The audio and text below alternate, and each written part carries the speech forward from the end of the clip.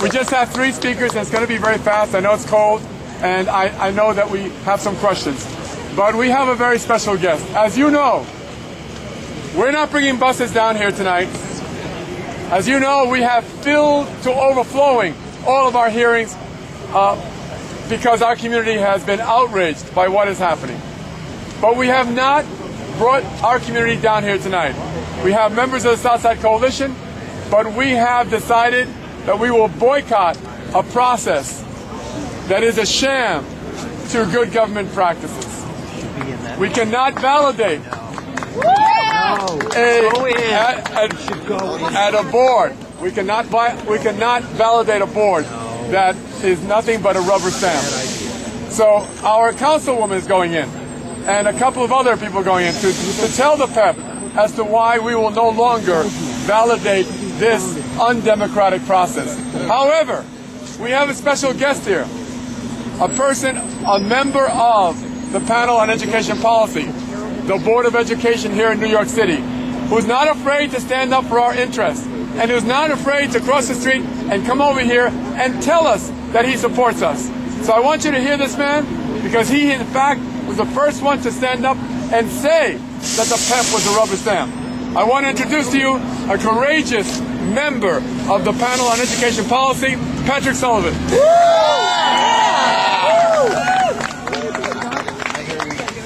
Thank you.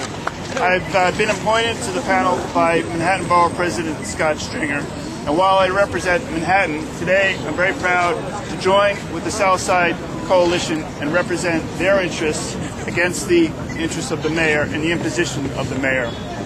Everywhere I go in the city, no matter what race of people I talk to, no matter what neighborhood I'm in, no matter what income level, the issues are the same. We have one man imposing educational solutions on our communities and not listening to what's in the best interest of our children. In Southside of Williamsburg, you have a model for how people have joined together to improve their community in every possible way. We should be learning and understanding how this happened and how the community worked together and work with them to develop educational programs and schools that suit their needs and are models for replication in the city.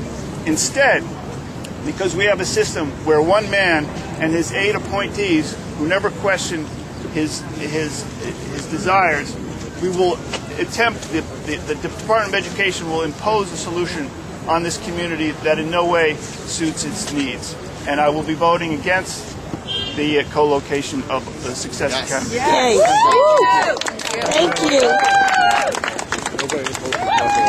It is important to note that the Southside Community Schools Coalition, all of us, are not against the existence of charter schools.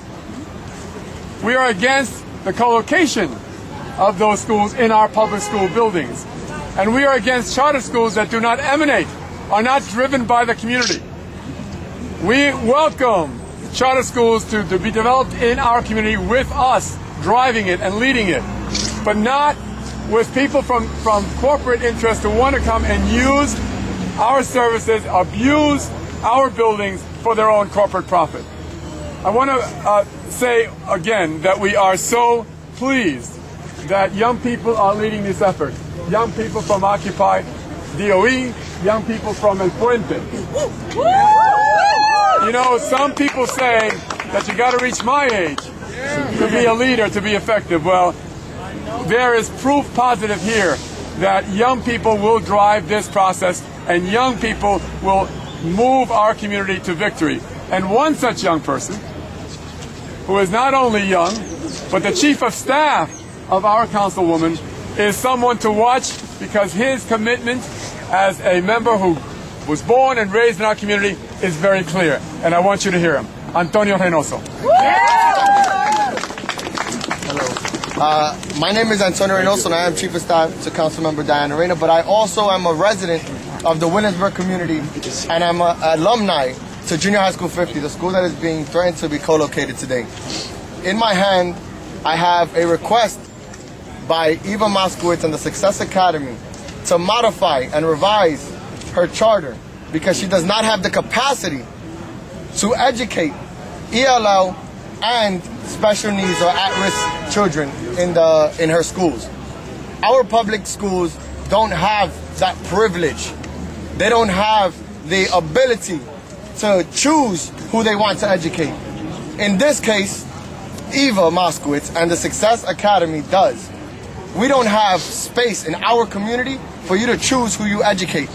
You need to educate all of our children. And this is a perfect example of them not being able to do it, not having the capacity, but what I believe is not having the intention or the want to do it as well. Yo me llamo Antonio Reynoso y soy jefe de la oficina de la concejal Diana Reina, pero también soy residente de la comunidad de Williamsburg y los Sures. Yo me gradué de la 50, la escuela que en este momento está por cerrar, está por colocarse con Success Academy. En mi mano yo tengo un documento que dice que Success Academy no tiene la capacidad de enseñarle a los niños con necesidades especiales y los niños de habla inglés. Nosotros no tenemos puesto en nuestra comunidad para dejar una escuela que no puede educar a todos nuestros niños y nada más educar a algunos. Pues en este momento yo me paro al lado de la colación de nuestra comunidad en pidiéndole al PEP que no apruebe la colocación de el Success Academy en nuestra comunidad. Gracias.